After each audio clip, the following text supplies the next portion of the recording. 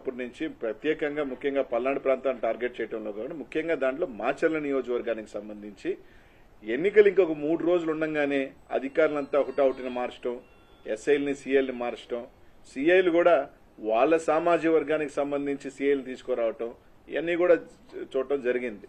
ఈరోజు వాస్తవానికి ఆ రోజు ఎన్నికల రోజు కూడా అనేక సార్లు మా ఎమ్మెల్యే అభ్యర్థి రామకృష్ణారావు గారు అనేక సార్లు చెప్పాడు. ముఖ్యంగా ఈరోజు వాళ్ళు చెప్తా ఉన్నారు, వాళ్ళ ఎంపీ అభ్యర్థి కృష్ణదేవరాయలు కానీ వీళ్ళందరూ కూడా ఏం చెప్తా ఉన్నారు, మాకు పోలీసు ఎక్కడా కూడా సహకరించలేదు, పోలీసు ఇది చేయలేదు, పోలీసు బందోబస్తు పెట్టలేదని మాట్లాడుతున్నారు. ఈరోజు స్పష్టంగా మేము తెలుగుదేశం పార్టీ నాయకులు కానీ ఈసీఐని కూడా అడుగుతా ఉన్నాం, మీరు ఇంపార్షియల్ గా వ్యవహరించలేదని దానికి. ఈరోజు ఇదే మాచర్లో ఎమ్మెల్యే గారి గ్రామం అయిన కర్లగుంట కావచ్చు, కేపీగూడెం ఏదైతే కేవలం 4,000 ఓట్లున్న 2 గ్రామాలలో పక్కపక్క గ్రామాలలో 2 డిఎస్పీలు పెట్టారు మీరు.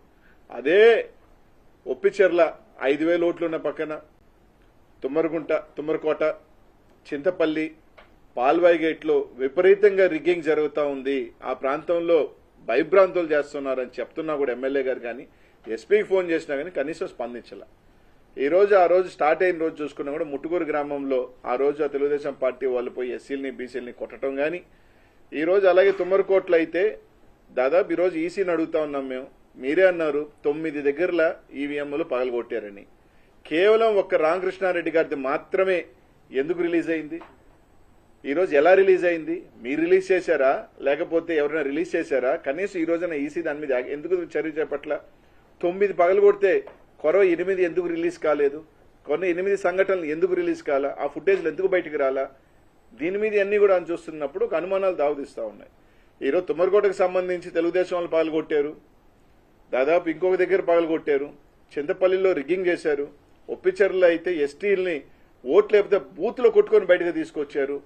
ఇదే పాల్వాయి గేటుకు సంబంధించి బీసీలు ఎస్సీలు మహిళలు ఓట్లైన పోతా ఉంటే ఓట్లైనీయకుండా కొట్టి తరిమేస్తుంటే ఎమ్మెల్యే గారు పోయి దాదాపు 1.5 గంట ఎస్పీకి ఫోన్ చేసినా అదే ఎస్పీ గారు మాచర్ల చుట్టూ తిరిగారు కానీ కనీసం పాల్వాయి గేట్ దగ్గరికి రావాలన్న ఆలోచన కూడా చేయలేదు. ఎందుకంటే ఇదంతా ఒక ప్రీ ప్లాన్డ్ గా ఎక్కడెక్కడ ఇబ్బంది పెట్టాలి, ఎక్కడెక్కడ తెలుగుదేశం వాళ్ళు రిగ్గింగ్ చేసుకోవాలి అని ఒక ప్రీ ప్లాన్డ్ గా చేసిన పద్ధతిలోనే నడిచింది.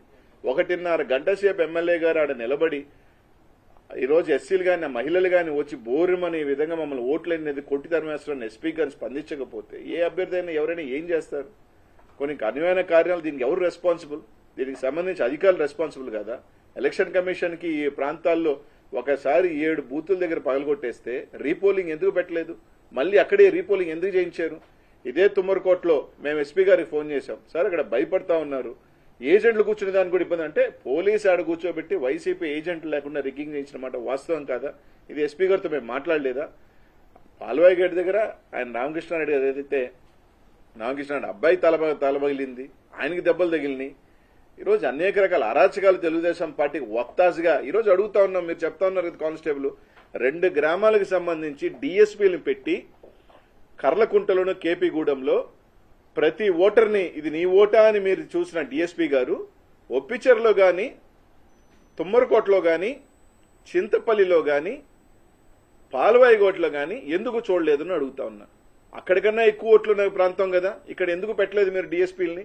ఎందుకు సీఐల్ని పెట్టలేదు? ఎందుకు ఎస్ఐని కూడా సంబంధించి ఎందుకు పెట్టలేదు? కనీసం దాని ఫుటేజ్లు రిలీజ్ చేయండి.